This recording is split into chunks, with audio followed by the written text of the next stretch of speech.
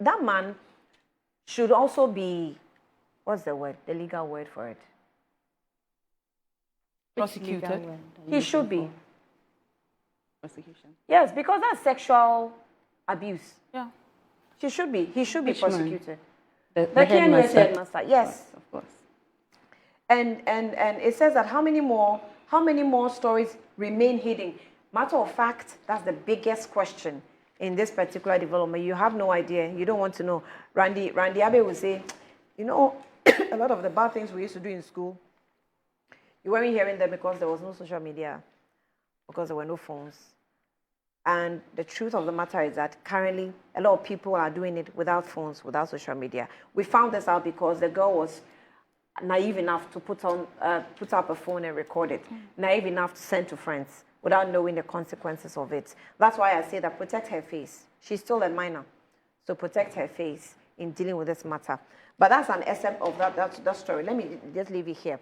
Vice President vows strict action against teachers who abuse female students. Vice President Nana Jane Opoku-Agyeman has vowed strict action against teachers who abuse their positions to harass female students, sending a stern warning to anyone who violates the trusted place in educators. Speaking at the 2025 Ghana Teacher Prize in Ho, the Vice President condemned incidents of violence and misconduct in schools, calling them a betrayal of trust and a disgrace to the teaching profession. She highlighted cases involving teachers in leadership positions, warning that such acts will no longer be ignored. Leaders cannot ignore those teachers and others in positions of power who abuse our young people. The recent events involving one of our teachers in the management positions are a case point. As teachers, we must always remember that we are placed in position of trust, protection. This is something that you are not even supposed to be told. And those of you who are saying that the girl liked it, I mean, you're a teacher. You are vowed to protect the sanctity of the child, including the girl child. And the girl comes to you even stripping naked. You don't have the wisdom or the knowledge base or the discipline to say you are not supposed to do that. I'm punishing you for this. And you are just so hungry to satisfy your useless sexual desires with some girl whose breast is like, what cry is here that I can describe with? I like uncatchable. You guys are cheap. You are cheap. Yeah, I mean, we know that men are just. I don't want to disrespect men by describing them in a certain way, but we know how your sexual desires are when it comes to your gender. So we can understand to a certain point. But I think it moves from that point to another line where you have become abnormal. Quite abnormal. Because if you've given birth, you should be seeing your child in this young girl. You should be seeing your nephew, your niece in this girl. You should, come on. Anyway, some of us have stories, but for reasons of best known to ourselves, we cannot really see everything outside. But it is crazy. Like, you should be prosecuted. We can't just leave you at sacking. So, Tabitha, let me leave you in your hands. Let me just leave this in your hands now. You can deal with it. There is a headline I saw, and it was a GH1 headline or flyer captured by one of the executives with NAT. He said, "Male teachers, we, NAT, are pleading with you. If you want to do the thing, we have nice, beautiful female teachers who are single." My question is this how this matter should be handled? Or we're taking him out of context? I'm not sure. I'm not sure we're taking him out of context. In tackling this matter holistically, I don't think that this is even an important statement to make at this time, right? I know men are joking with this matter. It's not a matter to joke with at all. It's not. If you want us to grow up, become responsible women, and vote for your asses, then this I mean, I'm sure I'm taking it out of your mouth, but you know, take it up. When it comes to the amorous relationships that exist between teachers and students, I think it is an age-long thing, and I'm happy it has come up. The fact that it has come up again and it is making the news headlines shows that we need to go back again and look at it.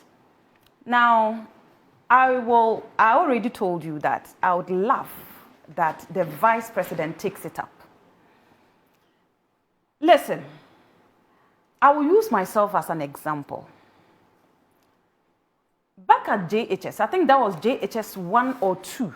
By then, I attended Anuwam JHS in Bolga. By then, my father was the PTA chair. And there was this master. He was a science teacher. And you know, those days, after reading comprehension books, they would ask you to carry the books. I was the class rep, I think, by that time. And so I was tasked to always carry the books in and out. Now, it happened that one day when I took the books inside the office, I met my science master. And this man realized that, one, we were alone. He saw that, two, I was so young, so he decided to take advantage. He asked me, hey, Tabitha, so with this, are you sure you have breasts? And honestly speaking, I've always been outspoken. So I said, yes, I have breasts. And it was really, yes, I was developing breasts, but obviously it wasn't big. And the pinafore was also concealing it. So he said, hey, then come and I will look at it. When? What? Yeah, that was what the master told me. Now come and I will look at it. JHS level? JHS. I think JHS 1 or 2, one of these. I said, look at what? That's your breast. I said, no, my parents told me I shouldn't show anybody my body parts. So I left. When I left, I went home. My dad came from work. He was having his dinner. And I went to him and I told him that, Daddy, are you aware today when I went to the office, my master told me that he wanted to see my breast. So my father got alarmed, but he didn't say anything. But what he did was that the following morning, he woke up, took his bath. By then, Bolga, there was this popular bicycle. They call it Gelaboy. Is it Phoenix bicycle? That was a long time ago. My dad said, come and sit and we'll go. So I sat on his bicycle and he took me to the school. When I got to school, I jumped into my classroom, not knowing my father was having a meeting with the headmistress. And so they called him. I saw a video of a Nigerian who was warning people about Ghanaians. And she said, I think she shared on my wall, she said, don't joke with Ghanaians when you offend them. They will not say anything to you at that moment. No. But you are sure that they will pay you back at the right time. Yes. And all the teachers who taught me will bear witness that there was a meeting that day. It was serious. And there was this Madam Alice, I still remember her name. You could tell that she was angry. Okay? And she didn't like that it happened. And there were times you could tell that she will intentionally seek out girls to find out how they are faring. And I think that is what should be done. Afterwards, the master never liked me again, but I didn't care. They didn't remove him from the school? No. You know, he didn't get to touch me, nothing. So I want to believe it was just a warning, but a very strong warning, of course, that they gave him. So he never liked me again until I finished. But that I didn't really care about whether he liked me or not. I have a mother and father at home who loves me so much. So why should I care about you? And of course, I wasn't a bad student, so there's really nothing you can do about it. These things actually exist. And I can tell you that if you scan 10 women, out of the 10, 7 or 8 have been harassed before. And it is so endemic that even in our houses, in our homes, where we bring in younger females to support us, you know, most of our men don't want to support us with the kids and with the house. So you bring in younger females thinking the person is coming to help you. And before you realize, the man is already, you know, sleeping with her. Let me ask this question. maybe it's a problem with men we can't solve. No, it's So, not a problem okay. that we can't solve. No, Let no, me I'm tell sorry. you. I'm just trying to say that you can't change a person who has decided not to change or who has decided not to see the Anything situation, wrong. exactly, the situation as a problem. So it means you have to look now inwardly and see how you can protect yourself from the predators. Like a lion, when it sees a human being, it will just pounce on him or her. Equating So human you will not- beings to animals now. Well, Yes. I mean, is that not where it has Just gotten what I'm to? saying. Yes. Like, No, I get you. But get it. Is that not where we are? Yeah, that is where we Because are. if a headmaster of that man stature sees a woman, a girl, as young as his daughter, and acts it that way, I mean, what are you? reasoning. Let me tell you. So And- the question I'm asking is, do we now have to?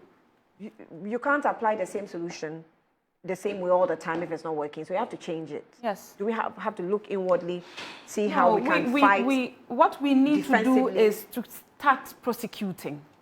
That's the only deterrent. Put them behind bars. Take them out of their jobs. Make sure that they pay for whatever they have done. Let me tell you, the kind of psychological damage they do to these women can never, ever be quantified. It follows some of them till, like, they take it to their graves. Some easily get triggered when they hear of another getting harassed. It's something we need to, face it and deal with it. Even in our workspaces, these things happen. How do we solve it? We can only solve it by making sure that those who are exploiting women and taking advantage of them are dealt with.